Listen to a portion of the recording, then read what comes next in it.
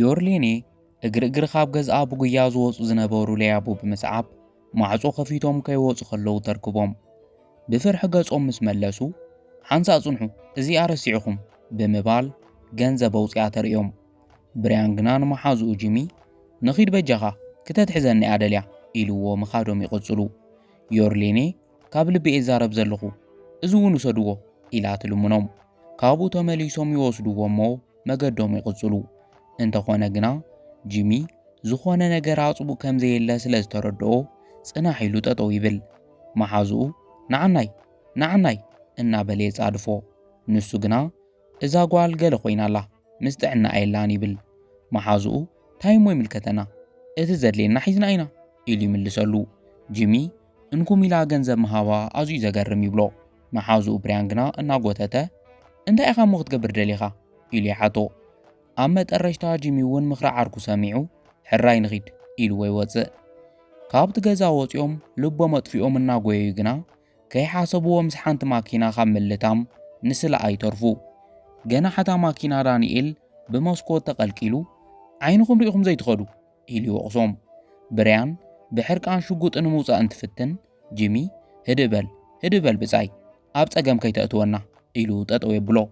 ብኻልእ ገጽ ኣብታ ማኪና ምስ ዳንኤል ዝነበረት ናታልያ እውን ንዳንኤል ህድበል ፍቕረይ ግደፎም ከምዚኦም ዝበሉ ሰባት ኮ ይርድኡኻን ኢላ ተህድኦ።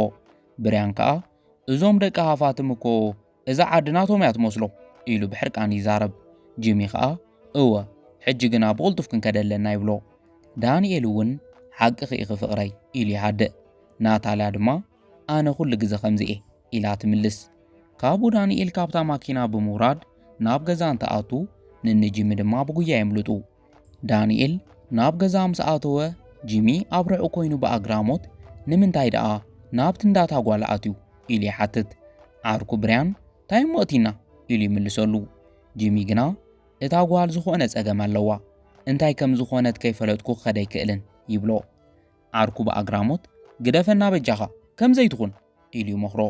ንሱ ግና በቃ ንስኻ ኺድ ከርክበከ ኢልዎ ይምለስ። ብርያን ኣዝዩ እናሓረቐ ተተታሒዝካ ግና ናይ ባዕልኻ ጉዳይ እዩ ኢልዎ መገዱ ይቕጽል። ብኻልእ ገጽ ኣብ ገዛ ኸኣ ዳንኤል ኣብዚ ከም ዘቐመጥኩ ርግጸኛ እየ እናበለ ይደሊ። ኣብ መንጎ ዮርሌኔ መጽያ እንታይ ኢኻ ትደሊ ዘለኻ ኢላ ተሓቶ።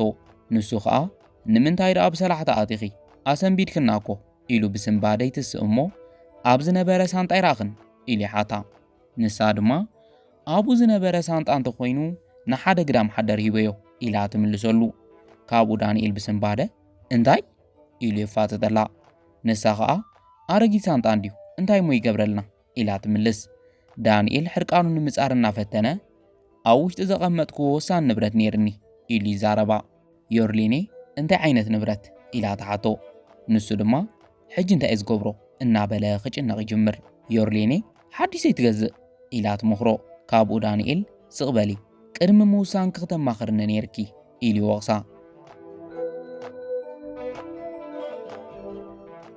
ብኻልእ ገ ጂሚ ናብቲ ገዛ እናቐረበ ኸሎ ናታልያ ካብ ማኪና እናወረደት ይሪኣ እሞ ብስምባደ ንኸይትሪኡ ይሕባእ። ካብኡ ቴሌፎን ኣውፂኡ ይውለላ። ንሳ ኸ ኣልዒላ ሄሎ ፍቕረይ ትብሎ። ጂሚ ፍቕረይ ኣበይ ዳ ኣለኺ ኢሉ ይሓታ። ንሳ ድማ ንስራሕ ካብ ከተማ ወፂእ ኣለኹ ኢላ ትምልስ። ካብኡ ጂሚ መዓዝ ኢኺ ዳ ክትምለሲ ኢሉ ይሓታ። ንሳ ኸኣ ዝተወሰነ መዓልቲ ክጸንሕ ይኾነ ፍቕረይ ኢላ ትዛረቦ። ካብኡ ጂሚ ምስ መን ኢኺ ዘለኺ ኢሉ ሕቱ ይቕጽል። ናታልያ ድማ ነጊረካ እኮ ነይረ ምስ መሳርሕቲ እየ ዘለኹ ንምንታይ ከም ሓድሽ ተሓተኒ ኣለኻ ኢላ ትምልሰሉ። ጂሚ ምኽንያቱ ኣዝየ ናፊቐኪ ይብላ። ንሳ እውን ጂሚ ፍቕረይ ኣነ እውን ኣዝየ ናፊቐካ ዘለኹ ኣብ ቀረባ ክንራኸብ ኢና ኢላ ትምልሰሉ። ኣብ መንጎ ዳንኤል ካብቲ ገዛ ክወፅእ ስለ ዝጀመረ ይቕሬታ ፍቕረይ ናብ ስራሕ ክምለስ ኣለኒ ኢላ ተዓጽዎ። ዳንኤል ብሕርቃን ሓዊ ኮይኑ ምስ ወፀ ናታልያ ይህ ፍቕረይ እንታይ ተፈጢሩ ኢላ ተሓትት። ንሱ ኸኣ እቲ ዘቐመጥክዎ ገንዘብ የለን ኢሉ ይምልሰላ። ናታልያ ብኣግራሞት የለን ክትብል ከለኻ ናበይ ከይዱ ኢላ ተሓቶ። ንሱ ድማ እቲ ገንዘብ ንኸይፍለጥ ኣብ ኣረጊት ሳንጣ ገይረዮ ነይረ። ዮርሌኔ ኸኣ ኣረጊት ኢላ ንሓደ ግዳም ሓደር ሂባቶ ኢሉ ይዛረባ። ናታልያ ሕጂ ዳ እንታይ ኢና ክንገብር ኢላ ተሓቶ። ንሱ ኸኣ ኣይፈልጥን ሕጂ ግና ዮርሊኔ መጽያ ብሓደ ኸይትርኤና ክንከደለና ኢሉ የጠንቅቓ። ናታልያ ሓንሳ ጽናሕ እቲ ገንዘብ ከይሓዝና ኣነ ምሳኻ ይከድን ትብሎ። ዳንኤል ዘረባ ኣናግረመሉ ኣይትፈትውን እንዲኺ ኢሉ ይሓታ። ንሳ ኸኣ እናደራረዘት የፍቅረከ እየ ግን ከኣ ዝተኸፈለ ተኸፊሉ እቲ ገንዘብ ክነምልሶ ኣለና ንስኻ እኮ ኣዚኻ በሊሕ ኢኻ እዚ ኣበይካን ትብሎ። ካብኡ ዳንኤል በቃ ናባይ ግደፍ እዮ ኩሉ ነገር ሰላም ክኾን እዩ ሕጂ ንኺድ ዮርሊኔ ክትመጽእ ትኽእል እያ ኢሉ ኢዳ ይስዕማ። ናታልያ ሕራይላ ናብ ማኪና እናኣተወት ጂሚ ድማ ተጸጊዑ ብሓዘን ክበኪ ይጅምር። ብድሕሪኡ ጂሚ ናብ ዮርሊኔ ኣቱ። ዮርሊኔ ምስ ረኣየቶ ኣይኣምንን ተመሊስካ መጺኻ ኢላ ተሓቶ። ንሱ ኸኣ ይቕሬታ ይብላ። ካብኡ ዮርሊኔ ድላይካ ውሰድ ዋላ ሓንተ ይብለካን ኢላ ናብ ክፍላ ክትኣቱ ክትብል ጂሚ ይቕሬታ ክሓተክ ኢለ ተመሊሰ ስእነ ተገዲድን እምበር ከም ተሓስብኒ ሌባ ኣይኮንኩን ይብላ። ዮርሊኔ ድላይካ ኹን ኣነ ይምልከተንን ሕጂ እውን ክትሰርቕ እንተደሊኻ ውሰድ ትብሎ። ጂሚ ኸኣ ኣነ ክሰርቕ ኣይኮንኩን ተመሊሰ ይብላ። ዮርሊኔ እንታይ ደሊኻ ደኣ ተመሊስካ ምስ በለቶ ሓቂ ንምዝራብ ኣነ ንባዕለይ መን ምዃነ ይፈልጥን ኩሉ ካባኺ ዝወሰድክዎ ንብረት ከም ዝመልሰልክ ግና ርግጸኛ እየ ኢሉ ቃል ይኣትወላ። ዮርሊኔ ንምንታይ ኢላ ተሓቶ። ንሱ ኸኣ ምኽንያቱ ኣብ ልዕለይ ዝበጽሐ በደለ ይግብኣክን ኢሉ ይምልስ። ካብ ዮርሊኔ ኣብ ልዕለይ እንታይ ከም ዝበጽሐ ይትፈልጥን ኢኻ ኢላ ትዛረብ። ንሱ ኸኣ እመንኒ ድሕሪ ሕጂ በይንኸይ ክትኮንን እመንኒ ጥራይ ኢሉ ቃል ይኣትወላ። ዮርሊኔ ግና ዘረብኡ ከም ዘይሰምዐት ብቕልጡፍ ካብ ዝኺድ ኢላ ተጠንቅቖ። ጂሚ ንምንታይ ኢሉ ምስ ሓተታ ፖላይስ ይመጹ ኣለዉ ቅድመ ብዚ ምብጽሖም ብቕልጡፍ ኪድ ኢላ ትእዝዞ። ጂሚ ኸኣ የቐኒየለይ ኢሉዋ ይኸድ።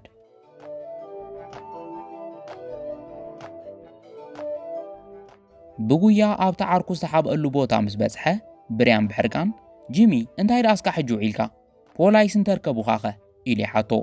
ጂሚ ግና ሕቱኡ ምምላስ ገዲፉ እቲ ሳንጣ ብቕልጡፍ ክንመልሰላ ኣለና ይብሎ።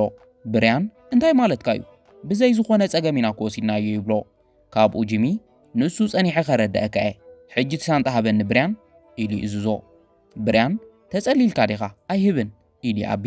ጂሚ ግና ሕርቃኑ እናገደደ ሃበኒ እኮ ዝብለካ ዘለኹ ብርያን ሃባ ኢሉ ይሕድጎ። ብርያን እቲ ገንዘብ እኮ ንዓይ እውን የድልየኒ እዩ እንታይ ኢኻ ትገብር ዘለኻ ይብሎ።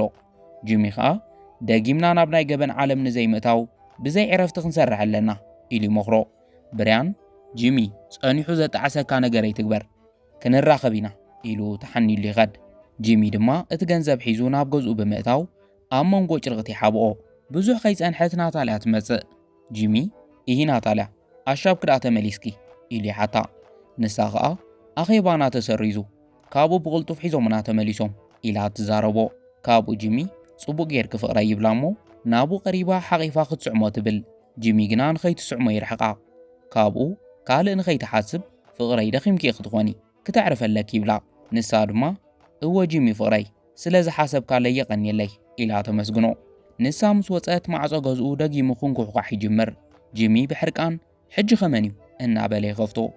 ኣብ በሪ ኣፍ ገዝኡ ዳማሪት ጸኒሓ ከመይ ሓዲርካ ጂሚ ትብሎ። ጂሚ ከመይ ሓዲርኪ ኢሉ ምስ መለሰላ ወርሓዊ ክራይ ገዛ ክወስድ እየ መጽእ ትብሎ። ጂሚ ዕዳ ከም ዘለኒ ይፈልጥ ይብላ።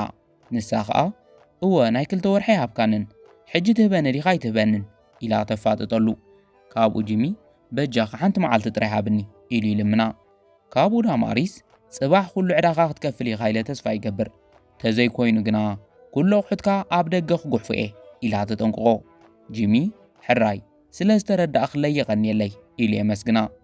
ካብኡ ጽባሕ ይራኽበና ኢላቶ ትኸድ።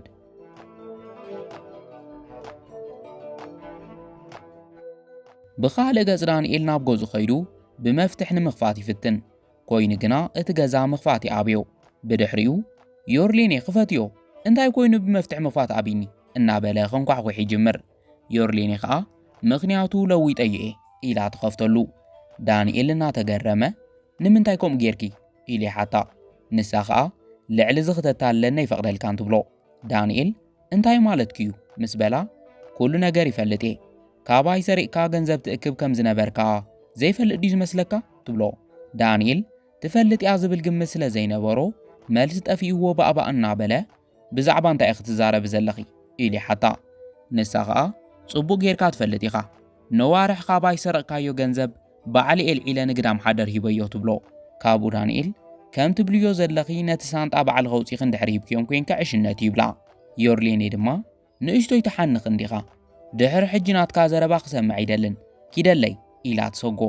ንሱ ኸኣ እናሰሓቐ ጽቡቕ ከም ዝበልክዮ ይኹን ኮይኑ ግና ኩሉ ነገር ኣብ ቤት ፍርዲ ክውሰን እናበለ ኸሎ ኣብ ኢዱ ዝነበረ መፍትሕ ማኪና ትሕድጎ። ዳንኤል እቲ መፍትሕ ኣብኒ ኢሉ ይሓታ። ንሳ ኸኣ ዳንኤል እታ ማኪና ናትያ ጥራይ ኢድካ ከም ዝመጻኻ ጥራይ ኢድካ ኢኻ ክትከድ ኢላ ትዛረቦ። ዳንኤል ሕርቃኑ እናገንፈለ እዚ ብምባልክ ክትጠዓሲ ኢኺ ኢሉ ኸፈራርሓ ይፍትን። ዮርሌኔ ግና ፈጺመ ይፈርሓካን ብምባል ማዕጾ ገዛ ዓጽያ ተኣቱ። ካብኡ ዳንኤል መኼዲ ሲኢኑ ናብ እንዳ ናታልያ ምስ ከደ ኣብ ደገ ትረኽቦ እሞ ብጥርጣረ እናጠመተት ኣብዚ ደኣ እንታይ ትገብር ኣለኻ ኢላ ተሓቶ። ንሱ ኸኣ ዮርሌኔ ኩሉ ነገር ፈሊጣ ይብላ። ናታልያ እናገረማ ከመይ ፈሊጣ ኢላ ተሓትት። ንሱ ኸኣ እታ ማኪና ሕዲጋትኒ መፍትሕ ገዛ ለዊጣ ዋላ ሓንቲ ንብረት ሒዘን ኸይወፅእ ኸልኪላትኒ ሕጂ ግዳም ሓደረ ዘለኹ ኢሉ ይዛረብ። ናታልያ እቲ ገንዘብከ ኢላ ተሓቶ። ዳንኤል ከኣ ንሱ እውን ክረኽቦ ኣይከኣልኩን ይብላ። ካብኡ ናታልያ ብሓንሳእ ተለዊጣ ስለዚ ኣነ ንስኻን ዘዘራርብ ነገር የብልናን ትብሎ። ዳንኤል እንታይ ማለት እዩ ኢሉ ይሓታ። ንሳ ኸኣ ምስ ጂሚ ክኾን ዝደሊ ኢላ ትምልሰሉ። ዳንኤል ምስ ትድኻ ሰብኣይኪ ኢሉ ይዋዘየላ። ናታልያ ግና ተናኣሰ ንሱ ዝጸንሓሉ ገዛ እኳ ይህበኒ ንስኻ እንታይ ትገብረለይ ኢላ ትምልሰሉ። ዳንኤል ኣዝዩ ይሓርቕ። እንተኾነ ግና ናታልያ ክትከድ ስለ ዝጀመረት በጃኽ ገዲፍክነይ ትኺዲ ንዓኺ ክብል ዝኾነ ነገር ንምግባር ድልዌ ሕተትኒ ኢሉ ይምልሰላ። ንሳ ኸኣ ብቕልጡፍ ስጉም ትውሰድ። ዮርሌኔ ኣዝዩ ብዙሕ ሃብቲ እዩ ዘለዋ ንስኻ ኸኣ ሕጋዊ ሰብኣያ ኢኻ ስለዚ እቲ ሃብቲ ናባኻ ተዝረሉ ዝኾነ መፍትሒ ትስእንን ትብሎ። ብድሕሪኡ ዳንኤል ሓደ ሓሳብ መጺሉ ከመይ ገይረ እቲ ሃብቲ ናባይ ከም ዘዝሮ ይፈልጥ ይብላ። ናታልያ እውን እዚ ክሰምዕ ዝደሊ ኢላ ተተባብዖ። ካብኡ ዳንኤል ናብ እኒ ብርያን ዝውዕልሉ ቦታ ይኸድ። ብርያን ምስ ረኣዮ ሽጉጥ ንምውፃእ ይፍትን። ዳንኤል ግና ጽናሕ ጽናሕ ህድእ በል እናበለ ይህድኦ። ብርያን ስቕበል ዘለካ ኩሎ ውፂኻ ሃበኒ ኢሉ የፈራርሖ። ዳንኤል ግና በጃኻ ህድእ በል ስራሕ ይዘልካ ይመጽ ይብሎ። ብርያን ስራሕ ምስ ሰምዐ ቁርብ ህድእ ኢሉ ብዛዕባ እንታይ ስራሕ ኢኻ ትዕልል ዘለኻ ኢሉ ይሓቶ። ዳንኤል ድማ ሰብ ክትቀትለለ የደሌ ኢሉ ይዛረብ። ብርያን ክንደይ ኢኻ ትኸፍል ኢሉ የፋጥጠሉ። ካብኡ ዳንኤል 50,000 ክህበካ እየ ምስ በሎ ብርያን ንመን ኢኻ ክትቀትሎ ደሊኻ ኢሉ ይሓቶ። ካብኡ ዳንኤል ናይ ዮርሌኔ ስእለ ኣውፅኡ ይህቦ። ብርያን ምስ ረኣያ እታ ሰረቕዋ ጓል ምዃና ይዝክር እሞ ሕራ ይፈልጣ እየ ገንዘብ ከም ዘዳለኻ ተስፋ ይገብር ኢሉ ይዛረብ። ዳንኤል ከኣ ጥራይ ንስኻ ስራሕኻ ብኣግባቡ ስራሕ እምበር ብዛዕባ ገንዘብ ሓሳብ ከይኣትወካ ኢሉ ካርዲ ብምውፃእ በዚ ቁፅሪ ደው ኢልካ ርኸበኒ ብዛዕባይ ዋላ ሓደ ሰብ ከይፈልጥ ይብሎ። ብርያን ጽባሕ ክውደአ ኢሉ ይቕበሎ። ዳንኤል ከኣ ከይተሕፍረኒ ኢሉ የጠንቅቆ። ካብኡ ብርያን ውፃእ ምስ በሎ እናሰሓቐ ይኸድ። ንጽባሒቱ ጂሚ ናብ እንዳ ዮርሌኔ ብምኻድ የንኳሕኳሕ። ዮርሌኔ ኸፊታ ምስ ረኣየቶ ብኣግራሞት ኣብዚ እንታይ ትገብር ኣለኻ ኢላ ተሓቶ። ንሱ ኸኣ ቃለይ ከኽብር መጽእ ኢሉ እቲ ትማል ዝሰረቕዎ ገንዘብ ብምውፃእ ገንዘብ ክተቐበልኒ ኢሉ ይህባ። ዮርሌኔ ኣበይ ረኺብካዮ ኢላ ተሓቶ። ንሱ ኸኣ ካብ መሳርሕቲ የሕዲገዮ ኢሉ ይምልሰላ። ዮርሌኔ ብኸመይ ደኣ ከመስግነካ ምስ በለቶ ምስጋና ኣይደልን ገንዘብ ወይ ምስጋና ደል ይኮንኩን ገይረዮ ይብላ። ካብ ዮርሌኔ ቁርሲ ዶ ኸእንግደካ ኢላ ተሓቶ። ንሱ ኸኣ ደስ ይብለኒ ግን ከዓ ሕጂ ሓደ ወሳኒ ስራሕ ኣለኒ ምስ ወዳእኹ ክምለስ ይብላ። ዮርሌኔ ጽቡቕ ኢላ ትቕበሎ። ካብኡ ጂሚ ይቐኒየሎ ኢሎ መስጊንዋ ይኸድ። እንተኾነ ግና ዋለይቱ ከም ዘውደቐ ይረኣዮን። ብዙሕ ከይጸንሐ ናይ ዮርሌኔ ማዕጾ ደጊሙ ይንኩሕኳሕ። ጂሚ መሲልዋ ምስ ከፈተቶ ግና ብርያን ብቕልጡፍ ናብ ውሽጢ ደፊኡ ኣፋ ይዓጽዋ። እቲ ገንዘብ ምስ ወደቐ ኸኣ ኣፋ ሰዲዱ ነቲ ገንዘብ የልዕሎ እሞ እናዳፍአ ኸእትዋ ይጅምር። ብኻልእ ገ ጂሚ ዋለይቱ ከም ዝወደቐ ዘኪሩ ኣብኡ ረሲዑ እየ ዝኾን ኢሉ ይምለስ። ብኻልእ ገጽ ብርያን ንዮርሌኔ በርኪኹ ነቲ ገንዘብ እናሓዘ እዚ ክረክብ ኢለ ፍጹም ኣይገመትኩን ይብላ። ንሳ ኸኣ በጃኻ ድላይካ ውሰድ ንዓይ ግና ከይትጎድኣኒ በጃኻ ኢላ ትልምኖ። ብርያን ግና ከም ተሓስብዮ ቀሊል ኣይኮነን ንዓኽ እንተቐቲለ ተወሳኺ 50,000 ክኽፈል ኢሉ ሽጉጥ ይመዝዝ። ብኻልእ ገ ጂሚ ተመሊሱ ዋለይቱ ኣልዒሉ ንምኻድ እናሓሰበ ኸሎ እቲ ማዕጾ ተኸፊቱ ይርኢ እሞ ንምንታይ ደኣ ገዛ ከይዓጽወት ኣትያ ኢሉ ይጠራጠር ካብኡ ናብ ውሽጢ ከኣቱ ይጅምር ኣብ ውሽጢ ከዓ ብርያን ዮርሌኔ ናይ መጠረሽታ ክልተ ቃላት ክትዛረብ ክፈቅደልኪ ይብላ ዮርሌኔ እናነብዐት ብርያን ቃታ ሽጉጥ ንምስሓብ እናተዳለወ ከሎ ግና ጂሚ ብድሕሪት መፂኡ ወቂዑ የውድቆ ካብ ዮርሌኔ ተሲኣ ንስኻ ዝመጻኻ መሲልኒኤ እቲ ማዕጾ ከፊተዮ ትብሎ ጂሚ እንታይ ተፈጢሩ ምስ በላ ንኽቀትለኒ ሰብ ልኢኽዎ እናበለት ተሓፎ ጂሚ ድማ ኣጆኺ ህድእ በሊ ኢሉ ንዮርሌኔ ብምህዳእ ኩሉ ጸገም ንፈትሓሉ ሓደ ሓሳብ ኣለኒ እመንኒ ይብላ ድሕሪ መዓልትታት ዳንኤል ንናታልያ ሒዝዋ ናብ ገዝኡ ይኣቱ ናታልያ ኣብዚ ከምዘየላ ርግፀኛ ዲኻ ኢላ ትሓቶ ንሱ ከዓ እወ ፍቕረይ ድሕሪ ሕጂ ዮርሌኔ ትበሃል ሰብ ስለዘየላ ሕብብ ኣይክንፃወትን ኢና እዚ ትርእዮ ኩሉ ናትና እዩ ኢሉ እናኽመስመሰ ከሎ ሃንደበት ካብ ውሽጢ ፖላይስ መፂኦም ኢድካ ንላዕሊ ኢሎም ይሕዝዎም ዳንኤል ናታልያን ዝፍጠር ዘሎ ነገር ምእማን ስኢኖም ፈኑና ፈንዎ እናበሉ ይቃለስዎም ኣብዚ ሰዓት ጂሚን ዮርሌኔን እውን ወፂኦም ናታልያ ጂሚ ኢላ ብስምባደ ደሪቓ ትተርፍ ካብ ዮርሌኔ ኣዝዩና ገረማ ትፋለጡ ዲኹም ኢላ ተሓቶ ንሱ ከዓ ናታልያ ሰበይቲ እያ ኢሉ ዘይገመተቶ ሓቂ ይዛረብ ዮርሌኔ ከዓ እናተገረመት ሕጂ ኩሉ ነገር ተገሊጽለይ ንስኻ እውን ከማይ ግዳይ ኢኻ ትብሎ ጂሚ ድማ እወ ኮይኑ ግና ሕጂ ኩሉ ነገር ኣብቂዑ ይብላ ናታልያ ዋላ ሓንቲ ኣይገበርናን ኢላ ትዛረብ እቲ ፖሊስ ግና ንሱ ንቤት ፍርዲ ክተረድእ እዩ ኢኺ ኢሉ ኣይኾንን እናበሉ ሒዞምዎም ይኸዱ ንሶም ምስ ወፅሎም ዮርሌኔ ጂሚ ንኩሉ ዝገበርካለይ ነገር የቐኒየለይ እዚ ናትካ እዩ ተቐበለኒ ኢላ ገንዘብ ትህቦ ንሱ ግና ክቕበለከ ኣይክእልን ኢሉ ይኣብያ ካብ ዮርሌኔ ብምንታይ ደኣ ፍትወትካ ክምልስ ኢላ ተሓቶ ንሱ ግና ይቕሬታ ዮርሌኔ ኣነ ኩሉ ነገር ብረሃፀይ ጥራይ ክረክብ ዝደሊ ሰበ ኢሉ ይዛረባ ካብ ዮርሌኔ ቀሪበተ ዝፈልጠካ ደስ ምበለኒ ኢላ ተሓቶ ንሱ ከዓ ኣነ እውን ክረኽበኪ ደልየ የቐኒየለይ ኢሉ ይጭብጣ